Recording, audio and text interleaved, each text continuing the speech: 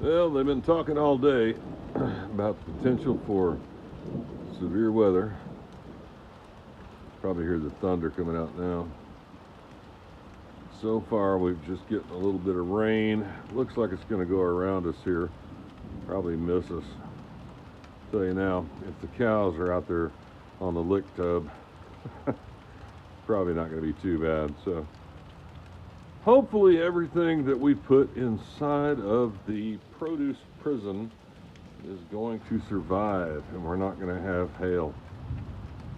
Let's keep our fingers crossed. The night's not over yet. All my friends in North Texas, good luck. There's a lot of hail going on. Cranky out.